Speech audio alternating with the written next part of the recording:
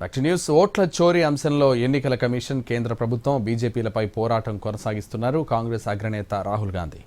బీహార్లో ఓటర్ అధికార యాత్ర సక్సెస్ అయింది. ఓట్ చోరీపై ఇప్పటికే ఆటం బాంబు పేల్చారు రాహుల్. ఇక హైడ్రోజన్ బాంబు పేలుస్తానని చెప్పారు. రాహుల్ అంటున్న ఆ హైడ్రోజన్ బాంబు ఎలా ఉండబోతోంది? దానికి బీజేపీ ఇచ్చే కౌంటర్ ఏంటి? ఓట్ల చోరీపై త్వరలోనే హైడ్రోజన్ బాంబు పేలుస్తానని ప్రకటించారు లోక్సభలో ప్రతిపక్ష నేత రాహుల్ గాంధీ.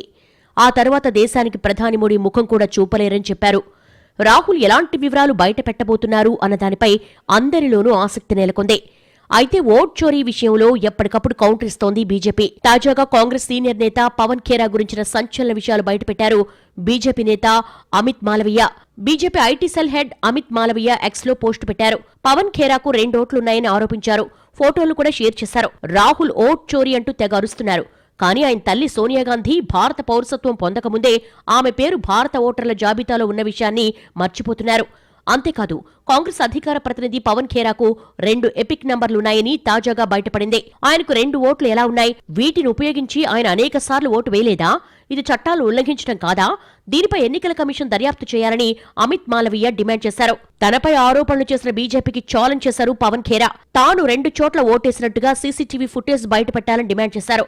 ఈ విషయంలో బీజేపీ అఫిడవిట్ ఇవ్వాలన్నారు. ये बीजेपी ने आज मेरे पर आरोप लगाया कि मैंने 2 जगह वोट दिया. अब मैं उन्हें चुनौती देता हूं. लाइए सीसीटीवी फुटेज नई दिल्ली के खंड संख्या 78 काकानगर पोलिंग बूथ का. हम तो सीसीटीवी फुटेज मांग रहे हैं और हम ये भी कह रहे हैं कि बीजेपी अब हलफनामा दायर करे कि पवन खेड़ा ने 2 वोट दिए हैं इस इलेक्शन में. अब फिर उसके बाद बात करते हैं. బీజేపీ కూడా రాహుల్ గాంధీపై ఎక్స్ లో తీవ్ర ఆరోపణలు చేసింది. ఓట్ చోరీ గురించి రాహుల్ గాంధీ ఏడుస్తున్నారని, అసలైన ఓట్ దొంగ కాంగ్రెస్తేనని దేశమంతటికీ తెలుసని మండిపడింది. కాంగ్రెస్ ఒరిజినల్ ఓట్ చోర్ ఆఫ్ ఇండియా అని తేలిపోయిందని పోస్ట్ చేసింది బీజేపీ.